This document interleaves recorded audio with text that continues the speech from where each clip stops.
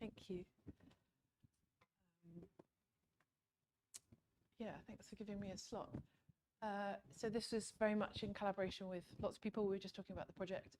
This is not everyone in the project that I work with, but it's the people who've contributed model simulations and expertise and lots of other things, as well as some people outside our project. So it's a 4-year project funded by the EU that finished in February. You can see 27 institutions and things here. So just as an overview, this is very much like a work in progress talk. It's a kind of outline of where I've got to with each part of it. So it's quite, some of the results are a bit rough and ready, but it's just to kind of give you an idea of what I'm doing and hopefully get your feedback. I'll start with the aims, then move on to the model simulations and data sets that I'm working with, and then I say preliminary results, emulating these simulations, making some projections and calibration, and then some of my future plans. And of course, doing this, the aim of this is to predict sea level rise. So the last IPCC report, the Intergovernmental Panel on Climate Change in 2021, of course, made predictions for lots of aspects of climate change, and sea level was one that I was involved with. And the idea of the work I'm doing now is to improve on the methods that we used in that report, which were sort of mostly for ice sheets and glaciers, described in this paper here, and I'll talk about that at the Open for Business event a week on Wednesday, if people are coming to that. So the work that I did on predicting the future of ice sheets and glaciers for the IPCC, there were definitely things that we wished we could have done better in that report, in that analysis. So this is the kind of sea level predictions that you see at the top of the IPCC report to 2100. And the paper that I just mentioned fed into the ice sheet and glacier components of that, the melting of the ice sheets and glaciers. And I won't go into details of the analysis, I'll talk about it next week, but the kind of some of the main limitations in that piece of work were that it didn't explore very many model uncertainties. I'll get into how that relates to the current work. It was making predictions for each year independently to just purely for simplicity. And the simulations were not, the projections were not calibrated with past observations. And that made it harder for people to kind of interpret the results and also just to trust that they were robust. But it was sort of the best that we had at the time. In the year, so that's to 2100, in the year 2300, you'll see these bars at the top of the IPCC report for sea level rise in the year 2300. So under 2 different scenarios of emissions here, and you can see there are several scenarios on the left-hand plot, but only 2 on the right. And these were really kind of very broad summaries of the literature. There was kind of a lot of extrapolation and expert judgment in there because there just weren't the simulation studies going out to the year 2300, and certainly not exploration of uncertainties, not using up-to-date emission scenarios. So this was kind of like a real lack of information about sea level rise up to the year 2300, basically. So we just put these kind of very broad ranges with low confidence and we didn't predict full time series. So there's a kind of a really big knowledge gap here for adapting to future sea level rise. So to sort of review the back to basics on sea level rise, we've got different components of it. The expansion of the water as it warms, runoff from the land. I'm not really going to talk about those 2. I'm going to focus on the ice sheets and glaciers, as I mentioned, which are all in this kind of approach are all simulated separately from the ground up. So we have Greenland models, glacier models, Antarctic models, which are run separately, which are run standalone from the global climate models that we make the other predictions with for things like temperature and rainfall. And those are driven with the climate models for the different future emission scenarios.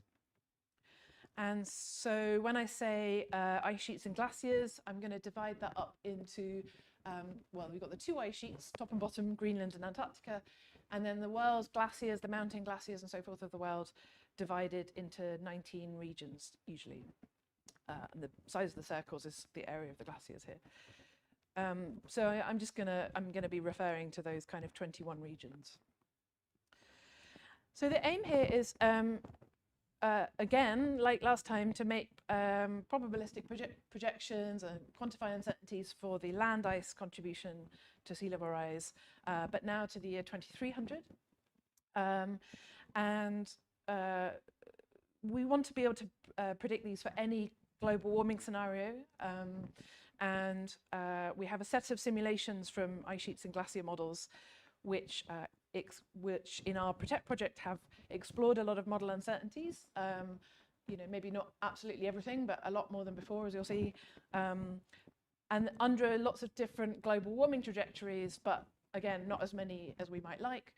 And so the aim here in this analysis is to use emulation, Gaussian process emulation, to map out the response of the ice sheets and glaciers to the model uncertainties and to the global warming scenarios, so that we can then use the emulator to rapidly sample both of those more thoroughly to get the probabilistic projections for each scenario in the future, including ones that we may not have run simulations for.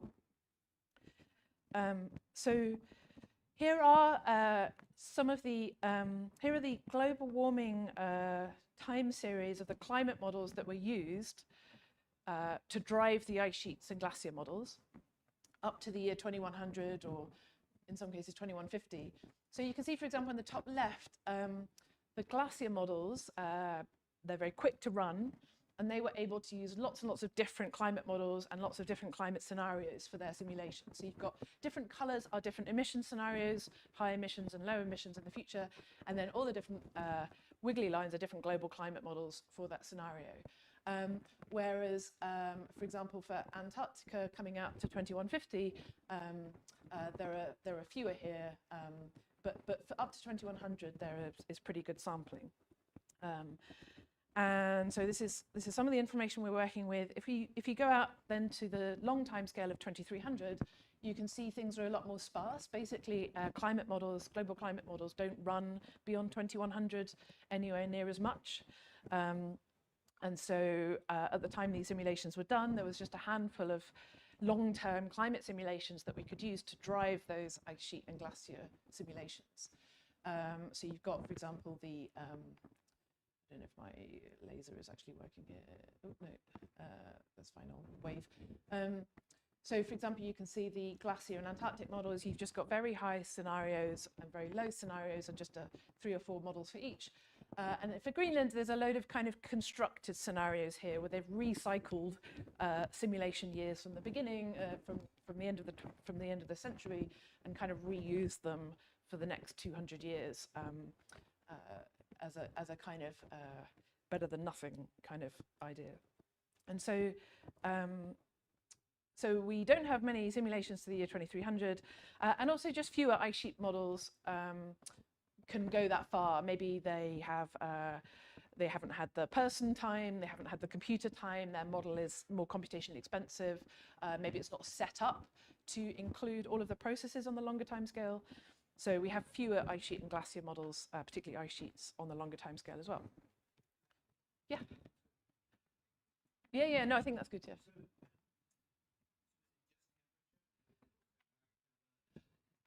Yeah, no, so this is a good point. This is just showing the global warming, the global mean surface temperature of the models that we used. That's not to say that that was the variable that they used. I've tried to gloss over that a little bit for time, but basically the ice sheets use regional climate models driven by the global climate models to give them finer information on the precipitation, that kind of thing. And the glacier models use the climate models directly, but again, they use the temperature and the precipitation over the glacier.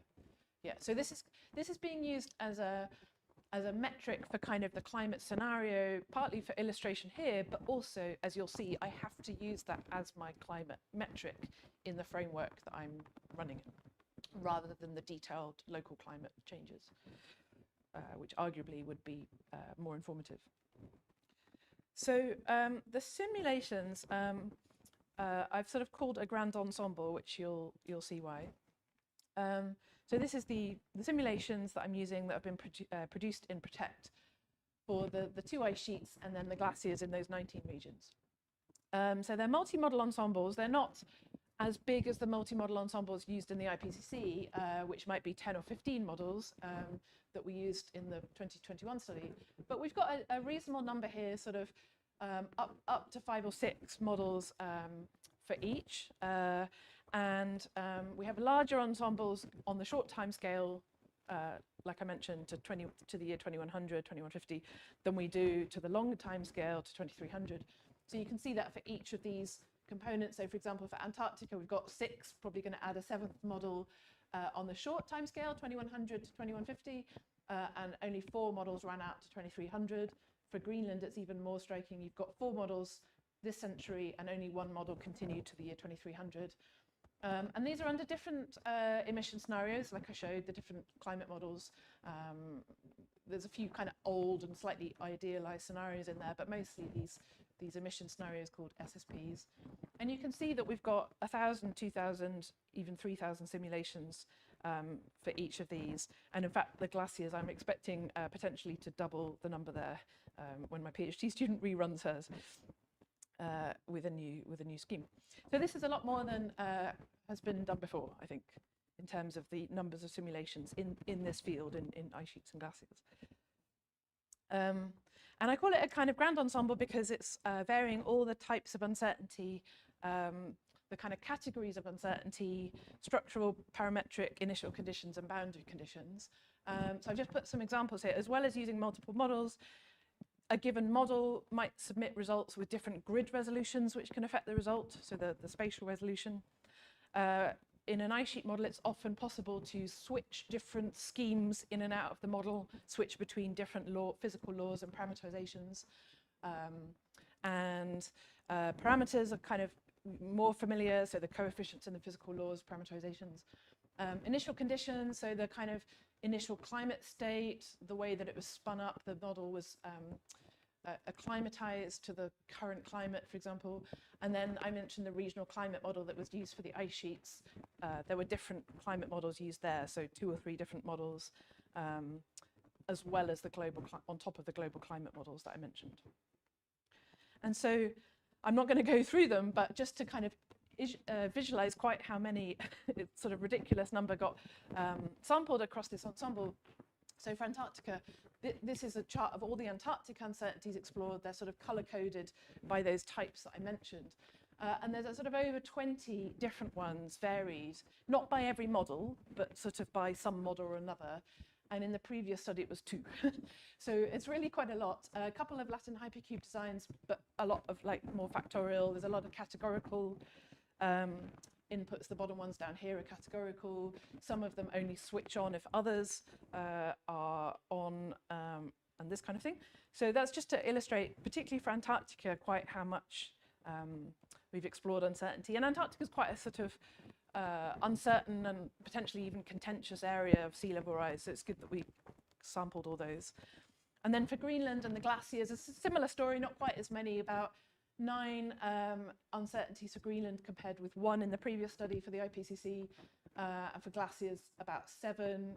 If I add a 3rd model, that number's going to go up, when actually previously glacier models didn't tend to change their parameters. They tended to just change the climate model and the glacier model, but they didn't change the tuned parameters within the model until quite recently. But they embrace Latin hypercubes enthusiastically. And so here's a quick snapshot of what all those simulations look like, all those thousands of simulations. So the left-hand column is the short time scale to 2150 for Antarctica or 2100 for Greenland. And I've just shown the largest glacier region here, not the sum of all regions, just it's the glaciers near Antarctica around the edge, and the 2300 time scale. So you can see the kind of varying numbers here, and you can see the glacier models managed to do a lot, but so did Antarctica as well. And you can see also that on a lot of the plots for the glaciers, there's a very faint line showing these are all in sea level contribution, and so each glacier region has a maximum when all the glaciers have melted. That would be the total sea level contribution that region could contribute if they all melted. So that tends to be marked on the plot, and the models will tend to stay below that line. And so I have a lot of kind of practical constraints that make things not always quite the way you might do it if you were doing this as a standalone study.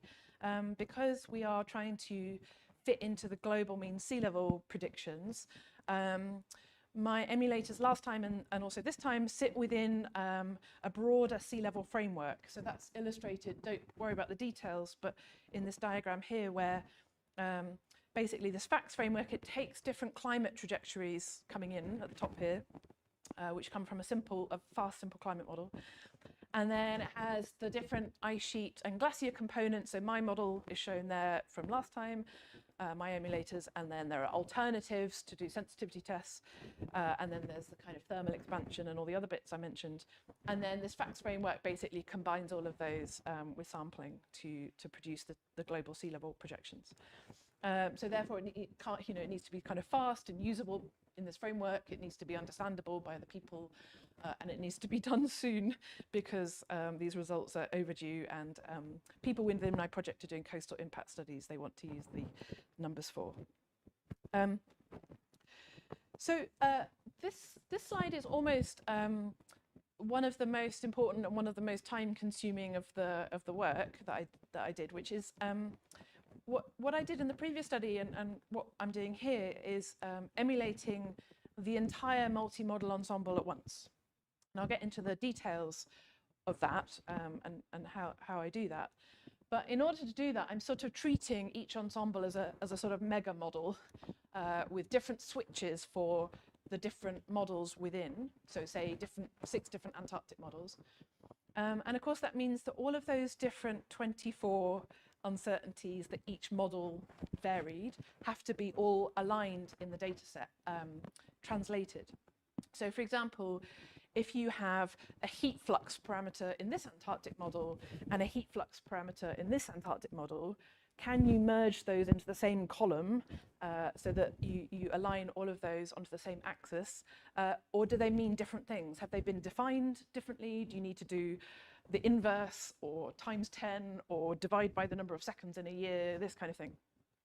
And lots of things like, people using different initialization methods. Are they the same or did they tweak it? Are they different enough? So all that kind of trying to align what was similar enough between models to put them in the same column or different to call them different labels and so forth, took a huge amount of conversations with the modelers, like between the modelers and with me to try and approximate this kind of mega model which comprised the whole ensemble at once. Does that make sense? So this is just a snapshot of the Antarctic one. We have all these different parameters where we had to kind of do a lot of translation, and that was what allowed us to combine them into one data set instead of emulating each model separately. Does that make sense? Well, I've already got rather a lot of emulators, as you'll see, because of the different regions and the different timescales. It's a good question. I meant to, my code is set up to do each model separately so that I can compare at some point. I haven't yet had a chance to. My postdoc was having a look at doing it for the last data set. The advantage of doing this, one of the advantages of doing this is that you can share uncertainty information across the ensemble. So as you'll see, it means you can predict for lots of model inputs or model choices that don't exist in other models. If this model ran the other model's parameterization, what result do we think it would give? So your uncertainties obviously grow, but you're trying to map out all combinations of models if you were to put every parameterization in every model, every parameter value in every model, sort of everything at once. Does that make sense?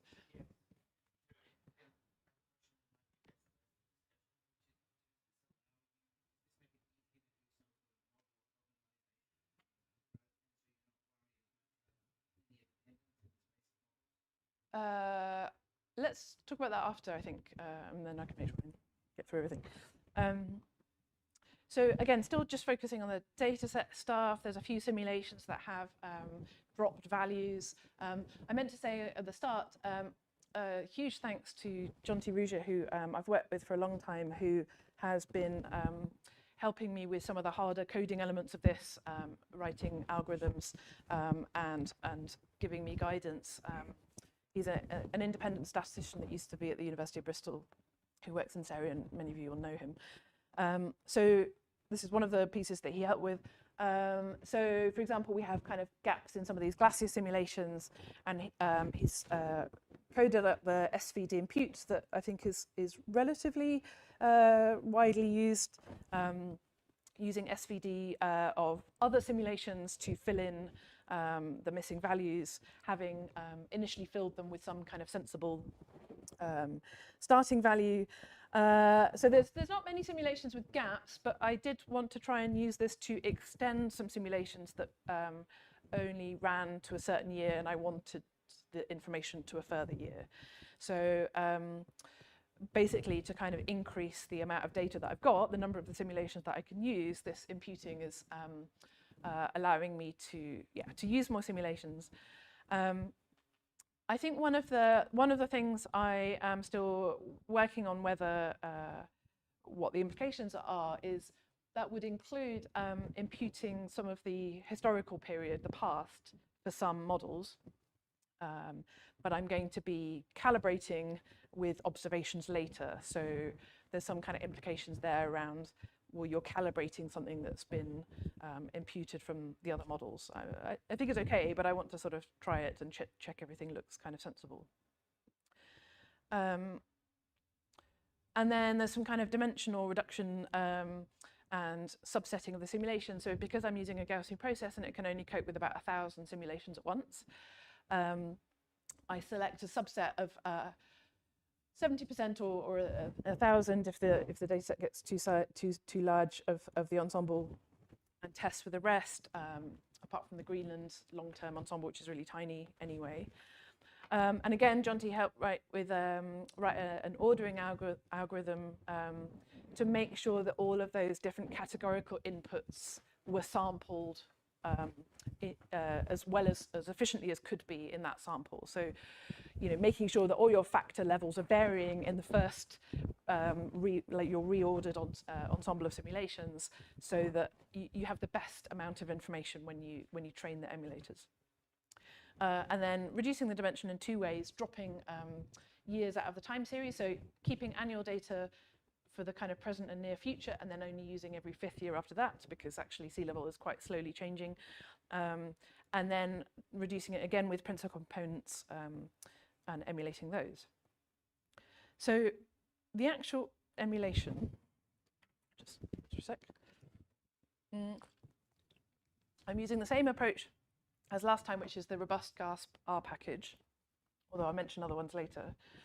So the idea is that yes, I'm emulating separately on 2 timescales because of the different ensemble sizes. So I emulate either to the year 2100, 2150 for Antarctica, or to the year 2300, because the ensembles are such different sizes. Much bigger ensemble for the short term, a much smaller ensemble of simulations to the long term. And I didn't feel it was possible to sort of merge the two for various reasons. I've got the 19 glacier regions and 2 ice sheets, so that means 42 emulators times the number of principal components covering each one as well. And robust GASP has quite a few different covariance functions you can try, and sort of on principle I want to try and use the same smoothness for the short and the long time scale. And then the key to making this work is having a nugget term for the sort of noisy ensemble, as if it was noisy observations or a stochastic simulator, or if there are any aspects of the uncertainties that have not been encoded in that are left out. And so the inputs that we're using, so in the last study was just 1 or 2. Now I've got, as well as the global mean temperature change that I mentioned at the start, I've got lots and lots of ice sheet and glacier model inputs. So those kind of 10 or 20 different model uncertainties are all going into the emulator, into the regression functions there. So I'm using, as is quite sort of standard, linear trends for the continuous ones. And I'm using dummy variables for the categorical. And that seems to sort of work fairly okay in robust GASP. So a bit more about those kind of inputs and covariance functions. So this global warming metric, I'm not using the whole time series that I showed. And remember, the reason I need to use global warming is because of this facts framework that I mentioned. That's why I'm not using local climate variables, which would be a closer correlation with that response. But it's amazing how little information you need to do a sort of an okay job. So I've just been starting out with using just 1 or 2 changes in temperature. So from the present day, which is that first box, up to the end of this up to the end of this century is the second box, or up to the end of 2300 is the second box. And just using one or both of those numbers does a lot of work in describing the response. You know, sea level contributions from ice, you know, melting ice, it increases with temperature. You know, there's a relatively straightforward relationship there. But I do want to ramp up the information here, because in the last year, I've got more simulations for scenarios that are subtly different. So you can see here, global mean temperature for 2 scenarios. The lower bump is a kind of standard low emission scenario called SSP 126. And the slightly higher bump is one that's called an overshoot scenario, because it goes over the Paris Agreement threshold temperature. It's not actually that different to the other, but it's something we got asked about a lot, as people wanted to know what the difference would be in sea level change between those 2 scenarios. You know, policy relevance, you know, what if we missed the target? And you can see that the information I'm using here is not going to be enough to characterize those curves very well. So I want to use kind of shorter time periods and more time periods to get that information. And then with the ice sheet and glacier model inputs, I'm basically using all of the ones I showed you. I'm maybe dropping one that seemed less relevant per thing, but basically all of them. And then these results I'm showing are really preliminary, because I've just done a quick look at a few possible covariance functions. So with power exponentials with different exponents here, so exponential, squared, exponential, and some other ones. Yep. Will single input for each, or is it multi-output? It's single outputs, but they're PCs, they're principal components. So I'm then recombining them to get the full time series. Okay. Yeah. So I'm independently emulating each principal component of the time series. Yeah. And each time series is for a single model, or it's the mean of all the models? Single model. Yeah. So it would be my 1,000 or 2,000 simulations here. Yeah. Yeah. Yeah. Yeah.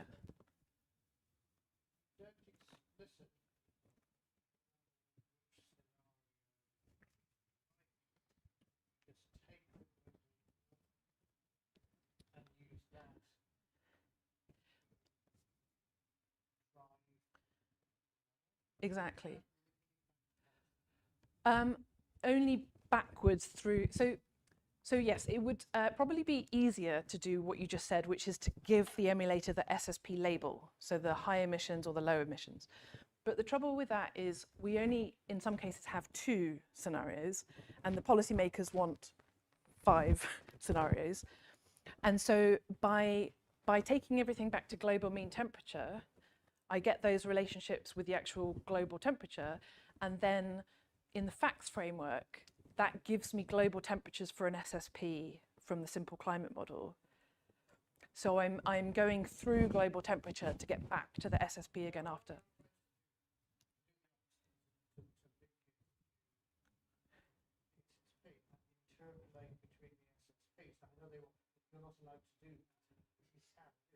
I mean, I am doing that, I think, because of using this. So if I interpolate.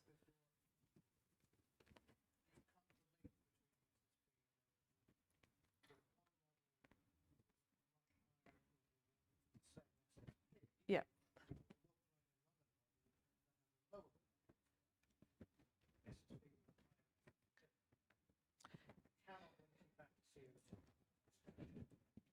No, it comes in as a noisy response, I guess. So a given global temperature will have multiple local climates according to the climate model, which gives me a noisy, uncertain response. So I might need to talk to you after to check I understand what you're suggesting. But I am making, sorry, yeah. I mean, I think I get what you're getting at, but are you saying about in terms of you could be looking at a,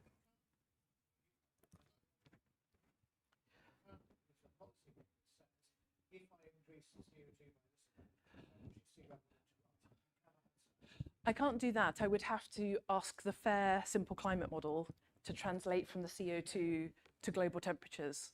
And that's what happened at the beginning of the facts framework. And then I use the collection of global temperatures for that SSP from the simple climate model to give me multiple realizations for that SSP. Does that make sense? Yeah.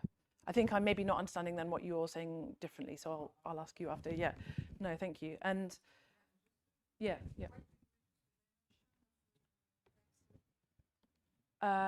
That is before I emulate.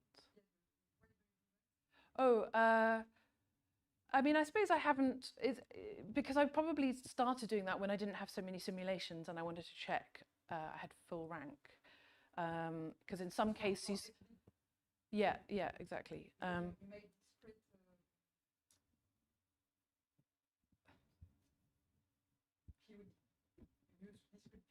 Yeah, I'm predicting every 5 years. So for the Greenland ensemble, which is quite small, I think I really had to do that. I might be able to go down to every 2 years instead of 5. I just actually haven't tried it recently to check. You know, when I have so many simulations, I think I have enough to cover the columns. That's a good point, though. I mean, the facts framework actually only outputs every 10 years anyway, so there's not a huge amount of point in me going to annual resolution. Yeah. So just to show you some examples of these emulators, and again, these are not fully optimized at all. This is like first go out of the box almost. But just I suppose to show that it's surprising how well multi-model emulation can work, considering all the stuff I mentioned about trying to translate between different models and so forth. So first of all, starting with the Greenland long-term emulator, this is actually just one model. If you remember, only one model went to the long term and a small number of simulations. And I don't need to really go through the details of what the inputs and the covariance functions are. I've put them up there if you're interested. But what I want to do for the validation is focus on two time scales. So this is a leave one out validation because I've only got 150 simulations. And I want to focus on how well it does for the first period so that when I'm calibrating later, I have some confidence that it's calibrating the right numbers when I calibrate the emulator projections. And then the end of the time series as well I focus on, although I am looking at the others. And the coverage seems pretty good here. And the correlation, this is just the one model though, so maybe it's not so surprising. It's doing okay. I'm just going to show you some of the others.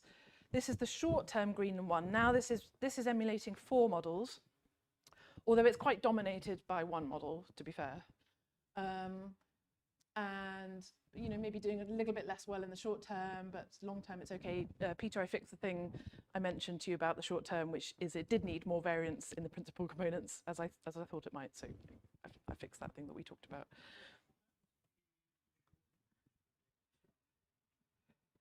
I haven't tried splitting it up yet. No, I've just been doing the whole time series in one go. Yeah, it was kind of on my to-do list. Yeah. I kind of like the idea of doing it continuously, sort of philosophically, but if there's an advantage to doing that way.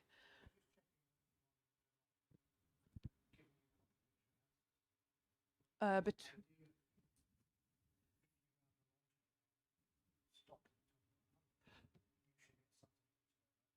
oh, I see. Sorry. Yes, I do. I do have the whole time series for the long term, and I haven't been cross-comparing them until I get more final results, but I do check the validation at, in the overlapping period between the two. Yeah, it's quite hard to get a very continuous result when you compare the short and the long term because the ensembles are so different. And again, I haven't yet found a solution to that except to just say, here's our predictions to 2100, here's the predictions to 2300. They are not perfectly consistent at the year 2100, but I'm not sure how to solve that. Yeah, sorry, I see what you mean now. Okay, and then this is some examples of the long-term glacier emulators. This is the 3 largest glacier regions, which add up to nearly 20 centimeters of sea level equivalent, which is quite a lot, but of course the ice sheets are much bigger potential contributors. And again, showing the short term and the long term. Basically, again, things kind of seem fairly reasonable. There's some kind of, the misses are plotted on top, so they're not plotted randomly. So it's really highlighting all the misses in orange. This blob in the middle of the 2300 middle column is one of the models that's a small ensemble, and the other model that's a big, wide, large ensemble is kind of dominating. So again, I need to kind of try to work on sort of improving these, but this is my sort of first go, and the coverage is sort of basically okay, even if there's a few systematic things going on, maybe at the low end for Alaska and these ones here. And then the short-term glaciers, similar sort of story. It's kind of dominated by one of the 2 models here. There's only 2 models, but I hope to add a third. And again, like this is sort of not doing perhaps quite as well, but not sort of too worrying. But there is, of course, a trade-off. I've been focusing on coverage here, and you'll see the trade-off with overfitting in a minute. And just again, just one last set, some of the Antarctic ones. So the Antarctic long-term and short-term emulators in the near future, in the recent past, sorry, and the end of the period that it's emulating. This is the one which is extending quite a lot of simulations with the SVD impute. The 2300 one looks a bit better behaved. That's 4 models, but dominated by 2, whereas this is 6 models. And I think actually the SVD impute needs a bit of a tweak for the initial infilling. So just to show some of the main effects, some example main effects for the Greenland emulators for some of the sort of dominant continuous parameters. You've got the global mean temperature change on the left there. I didn't highlight in the slide, but the temperature change to the end of this century is better for the long-term emulator than using the long-term temperature change, which is an oddity, I think, of the reconstructed scenarios I showed near the start. You know, things with these kind of noisy data sets, I usually find, and I did last time, that I end up having to sort of fairly constrain things to be fairly linear. Otherwise, it just goes wildly overfitting and wiggly. So I will try a few other things here, but it tends to be either kind of linear-ish or crazy wiggly. Here's an example of that. So I was fiddling around with the glacier covariance functions, and I got kind of a low coverage early on for one of them. So I tried something else. I thought, oh, great, coverage has improved. Didn't get around to plotting the main effects until I'd done all the other results and came back to it. And although the 2300 emulator looks pretty good, it's picking up some kind of nice, slightly nonlinear structure. This you'd expect that elbow in the global temperature because the glaciers have melted, have disappeared. But the 2100 emulator using the same exponential covariance function is crazy wiggly for some of them. So I kind of went back to the previous one that I tried that didn't have such good coverage. And again, you know, it tends to be one or the other, I'm finding, at least with robust GASP. You either end up with something very straight or very wiggly. And I'll mention some other GPs at the end as well. So in a way, that was sort of mostly what I wanted to show. I'll just kind of give an outline of what I am doing with that information, but I don't want to dwell on the results, partly for time, but also because it's a bit too preliminary. So it's a bit more of a kind of, so you can see the shape of the analysis coming up. So once I'm happy with the emulators, I'll be propagating all those uncertain inputs through to my projections. So I'll have all of my global temperature trajectories from the simple climate model through the FACS framework. So that will be distributions of temperature change for each SSP emission scenario like this. And then all my ice sheet and glacier model inputs, of course, need prior distributions. And at the moment, I'm using uniform ones apart from a couple of specialized ones that have come from the modelers, which are non-uniform. And when I'm doing the sampling, like we were mentioning before, I'm sampling every possible combination. I'm not nesting by model or parameterization. I'm just saying anything goes.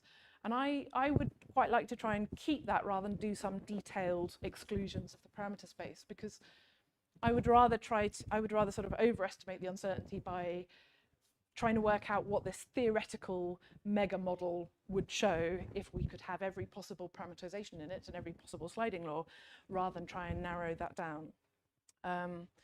So I do plan to kind of tweak some of the priors. There are some where there are obvious choices where you'd want to have it, maybe a physics process switched on because it was only in some of the models and not others, so the projections would have that on.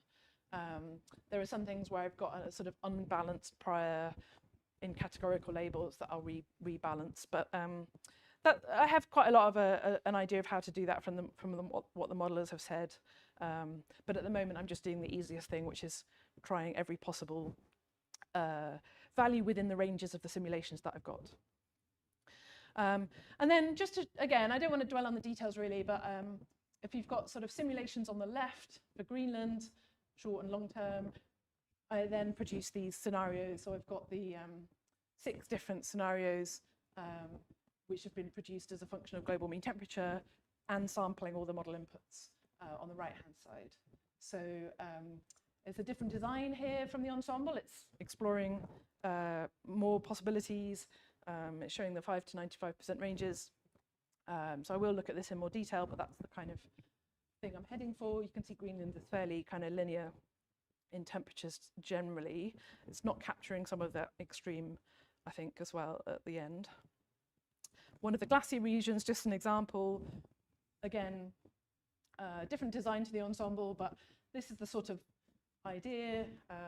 Simulations on the left. Here's my prior projections on the right. I cut off my predictions at the glacier sort of regional contribution maximum, just with a very hard cut at the moment. I'm going to soften that cut later. Antarctica, same sort of thing, prior projections. And I just wanted to sort of, again, I'm not going to dwell on the results, but just show you that I'm doing this calibration, sort of the plans for that. So once I've got my prior projections, and of course I've done the recent past as annual data rather than every 5 years, I then use estimates of the sea level contribution over the last 20 years, or actually there's some new estimates out that reach more like 50 years for the ice sheets. So this is new data for Greenland. This blue curve here shows how much Greenland has lost of its volume since the 1970s. I have the same sort of thing for Antarctica since 1979. I'm just using a Gaussian likelihood and putting in a model discrepancy term, which is essentially a parameter that I set, inflating the uncertainty as a multiple of the observational error. So this is the sort of, I tend to use quite a simple, I'm only using one number here. I'm just using the sea level trend over 20 years at the moment.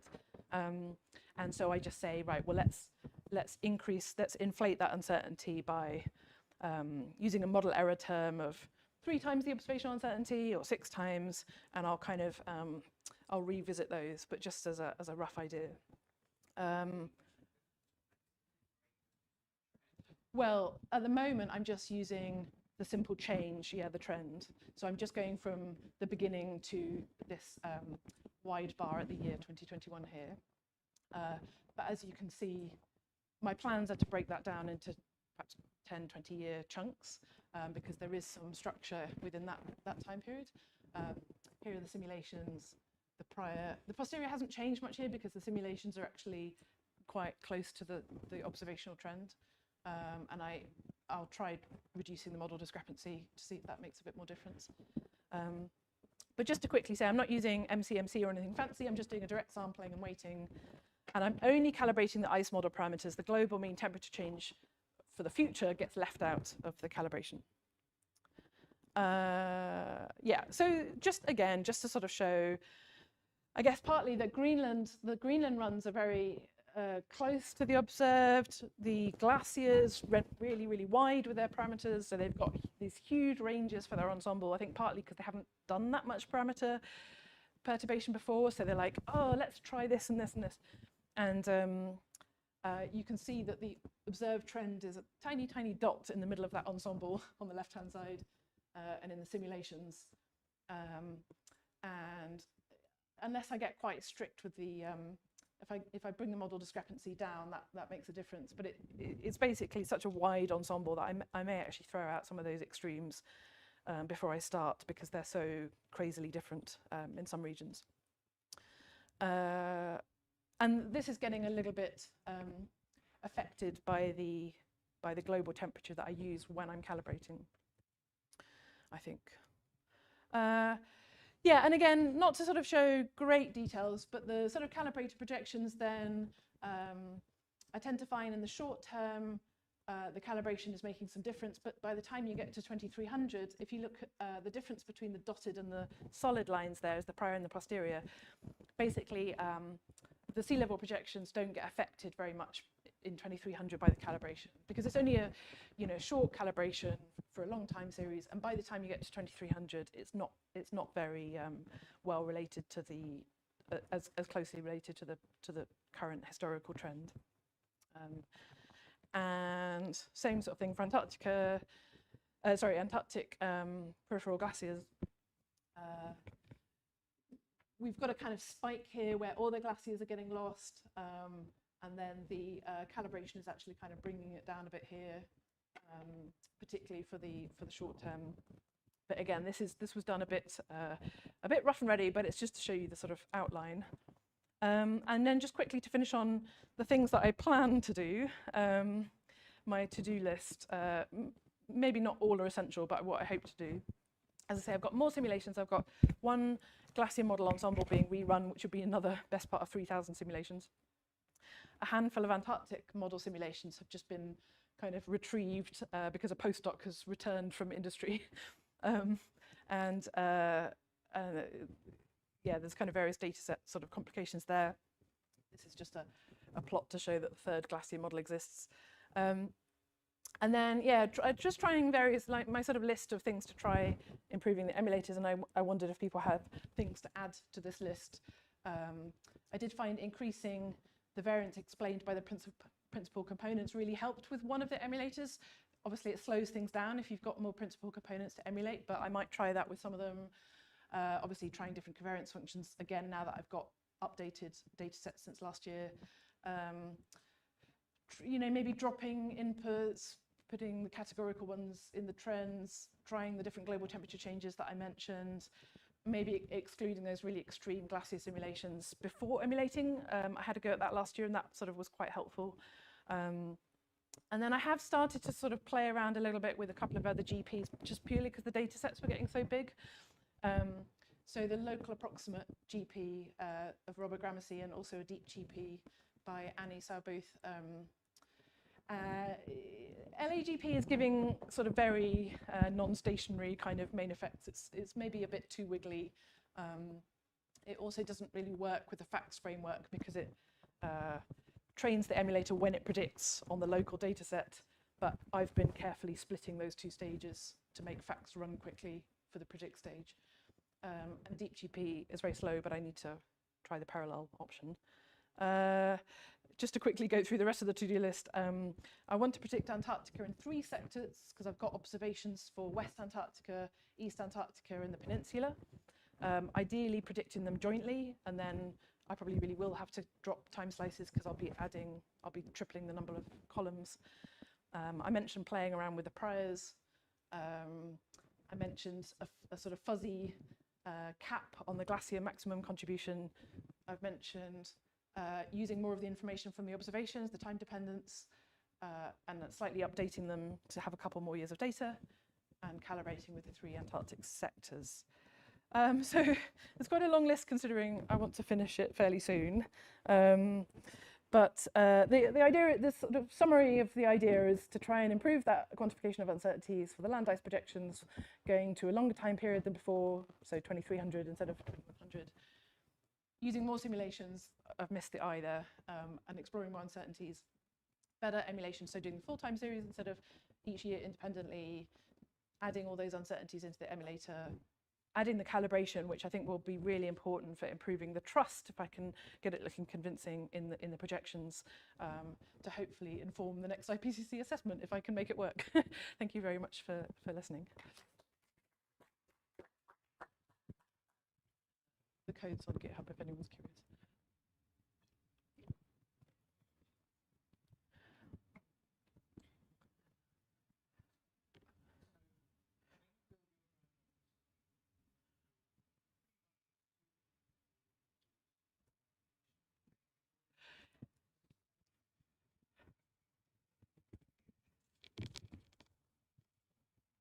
Yes.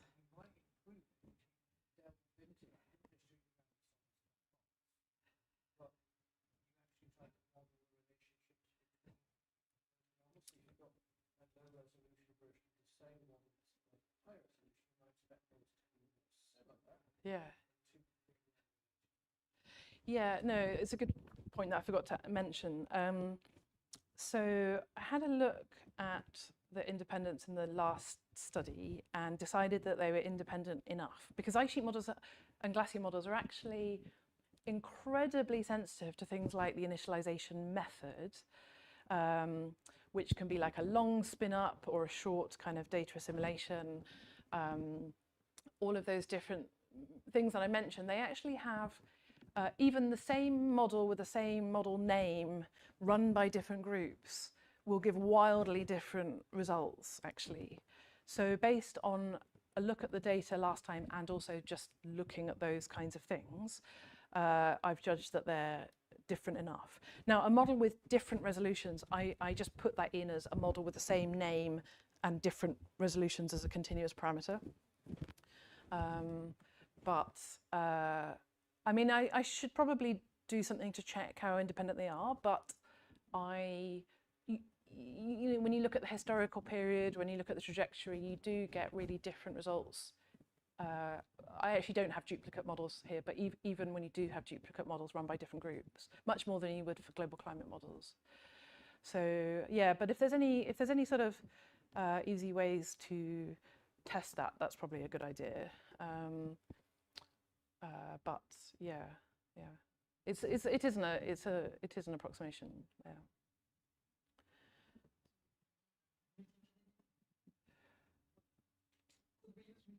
Yeah.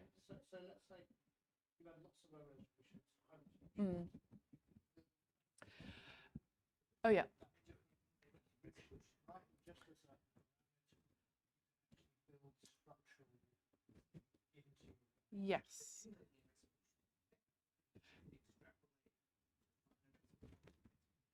It was one of the bullets I deleted for time off the priors.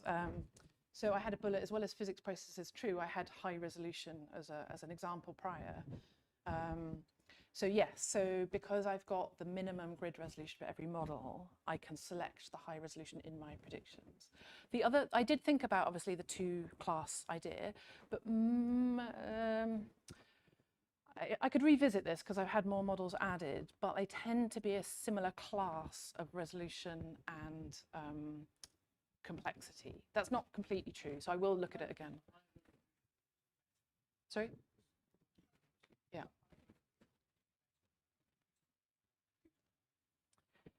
There's a trade-off though, because the lower resolution ones tend to include more feedbacks. They tend to include more physics, actually, for the long time scales, yeah.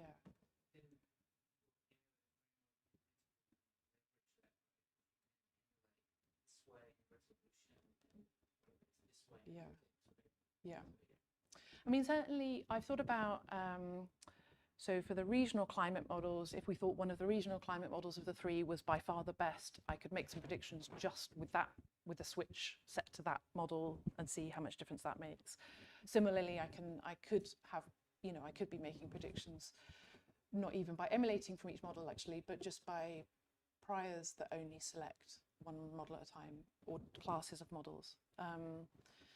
Typically, so for Antarctica, we've got a few simulations from a full Stokes high resolution model, but it would be sort of 8 simulations compared with 600 simulations of a low resolution model. And so I probably thought it wouldn't make a huge difference, but I should have a look. Yeah.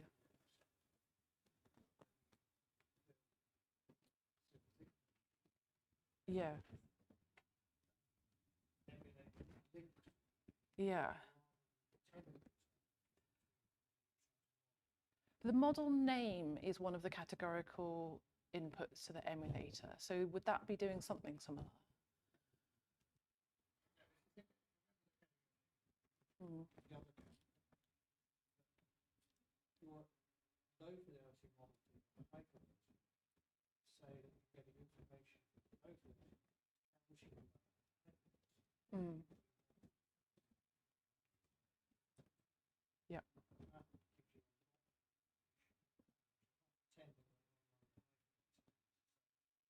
gives you 10 low fidelity. So know that high fidelity. Low fidelity.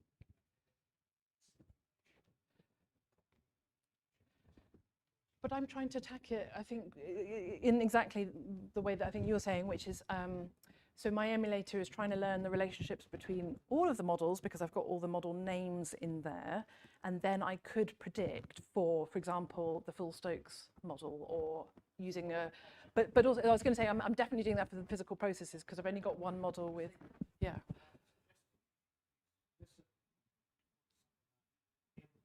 Mm.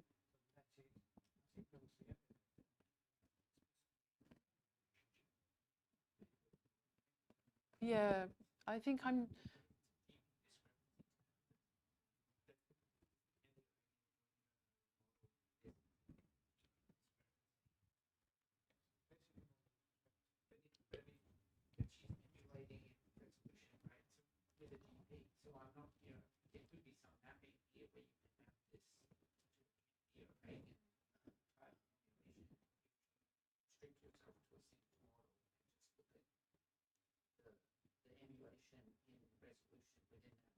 Mm-hmm.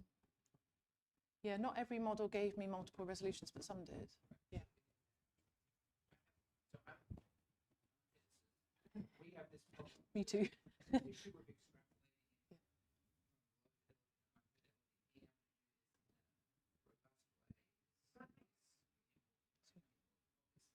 Yeah. I have friends who are working on this. So we have a new method to do it. Okay. It's on our. Okay. Where we model it as it's the kind of Hagen, which is we model it as a phase in the line. And that seems to work much more efficiently. Extract all the information from relationships. Mm. It may not work. Yeah. It may be random Yeah. digging into it. That's much more complicated. Yeah. It's, my analysis is already making my head hurt. Mm. And I will say, I mean, so there's an example, for example, where none of my Antarctic models had glacial isostatic adjustment, which gives you a negative feedback on the contribution. But then one model was sort of added at the end that did. So I've got a switch, GIA on or off. And so the idea is that I would then make the predictions with it on, because it's on in the real world. But robust cusp is not picking up the different, it's getting a bit washed out, I think, probably by the other models.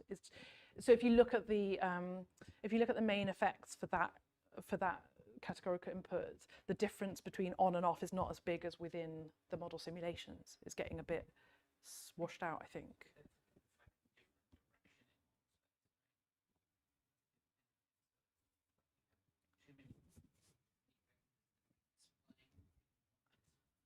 Yeah, it doesn't know what the other models would do, so it's kind of hedging its bets a bit, I think. That's the way I see it, yeah.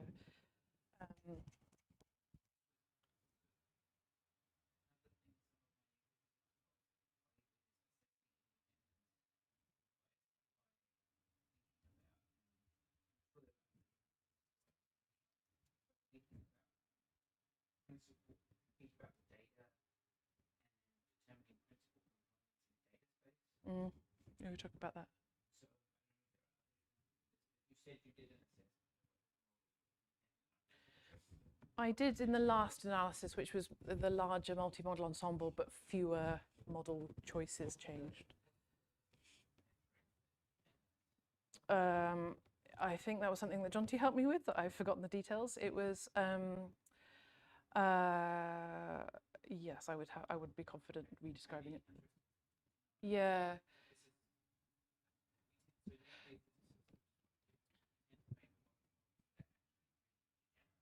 Yeah. And then what you really want is It was using the model label last time, which I didn't. I didn't use the model name last time, whereas this method was comparing.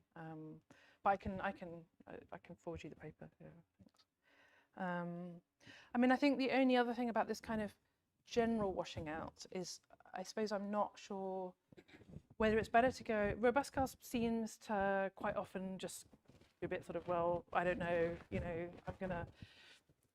So, for example, if you look at plots of the future sea level contribution versus the recent past, so that like a sort of calibration plot, if the simulation has a bit of an arc, a bit of a sort of non-linear kind of response, and then I look at my ensemble of every possible input combination, it's just a big round cloud quite often. I mean, it might be quite, or it might be quite linear when the response is more curved, or, you know, so it but I haven't yet picked out how much of that is the design difference. I should do, you know, because it's using the same ranges, but it's covering the full input space, whereas the ensemble didn't. So whereas when I used Deep GP, the Deep GP package, it looked like it was following the shape more closely, just not actually in the deep version. I was just using the plain GP in it. It's got a plain GP in it. But I only just did a couple of quick tests, so I need to look at it again. But if that's kind of following the envelope of the simulations more closely, there's a bit of a trade-off of, like, physicists might then trust that because it looks more like the ensemble, even if we don't necessarily think it has to look like the ensemble. Or if robust GASP is actually maybe overestimating that uncertainty, maybe I'm more comfortable with that anyway, because this is decision-making stuff and you don't want to underestimate your uncertainties either. Yeah. Stationary, yeah.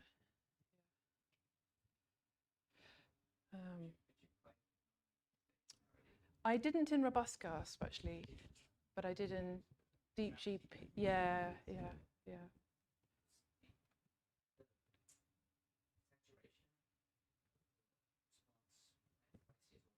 Yeah. Yeah. Yeah. Yeah, and the way that I'm dealing with it at the moment is I'm not telling the emulator about a hard limit. I'm not doing it in logs or anything of the towards that. I'm just letting it predict and then chopping it at the end. I'm just setting everything above to that level, to that, you know, just doing a clunky cap on it. Again, it was on my list to try doing something more subtle with logs, but I just haven't got to it. But yes, and as you say, LAGP is pretty. We did have a look at random forests as well, but if that's really what it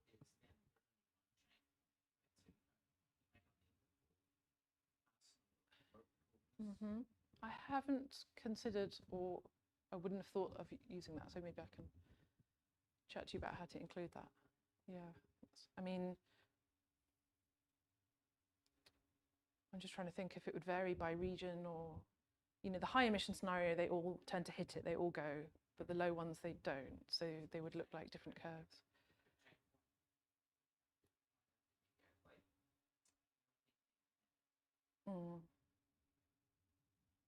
But yeah, I will perhaps ask you after. Yeah, thanks.